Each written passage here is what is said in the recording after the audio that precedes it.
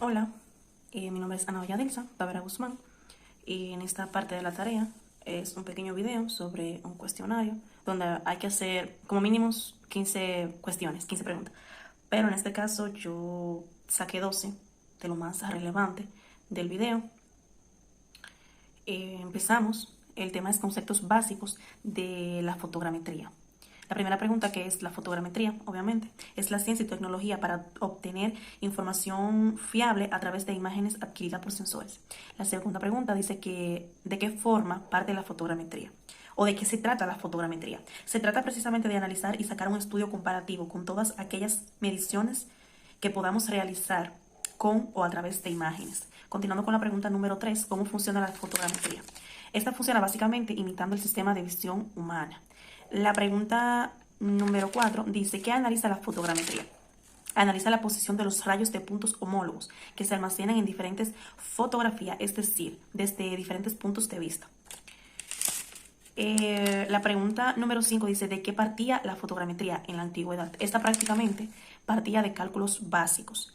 ¿Qué necesitamos o qué es fundamental para hacer? Esa es la pregunta número 5, la pregunta número 6, perdón. ¿Qué se necesita o como algo fundamental para realizar fotogrametría? Se necesita una posición secuencial de imágenes. Esto es fundamental para poder hacer la fotogrametría. Continuando con la número 7, que dice, ¿qué es el concepto de paralaje? Es el cambio de posiciones de objetos estacionarios debido al cambio en que la posición o el ángulo o en el ángulo que lo ponga el observador. La pregunta número 8, que dice que podemos capturar con una cámara fotográfica. Pues con esta podemos capturar un segmento muy pequeño del espectro electromagnético que nos llega a la superficie terrestre. La pregunta número 9, que me dice cuáles son las radiaciones que la atmósfera nos deja pasar. Las radiaciones son rayos gamma, rayos X, luz ultravioleta, radiación infrarroja. La otra pregunta es, ¿qué es un plano facial? Es donde se encuentra el material fotosensible, es decir, el papel, película y fotosensor para lograr una mayor nitidez en la foto. La última pregunta, para culminar, dice, ¿qué buscaba la fotogrametría? Esto va con la antepenúltima pregunta, va de la mano. La fotogrametría buscaba un material que fuera susceptible para ser impreso por la luz. Es decir, ahí es cuando se habla del plano focal. La fotogrametría buscaba una superficie que fuera susceptible al ser expuesto a la luz. Es cuanto con el primer cuestionario. Continuando con el segundo, que el tema es introducción de SIC, teledetención y fotogrametría. La primera pregunta es, ¿qué es el sistema de información geográfico? Es un conjunto de herramientas informáticas que captura, almacena, transforma, analiza, gestiona y edita datos geográficos. La segunda pregunta, ¿cuáles son los componentes de un SIG? Software, hardware, datos o información, método o procedimiento, usuario personal. La número 3, ¿qué es la percepción remota o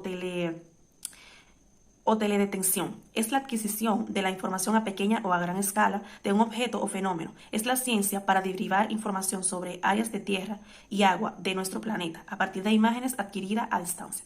La número 4. ¿En qué se basa la teledetención? Normalmente se basa en la medición de energía electromagnética reflejada o emitida por la superficie de interés. Número 5. ¿Cuáles son los instrumentos utilizados en la teledetención para adquirir información? Satélites y aviones. Número 6. ¿Cuáles son los componentes de la teledetención? Fuente de energía, sensor pasivo, sistema de recepción, servidor, procedimientos de las imágenes y, para culminar, usuario final. Número 7.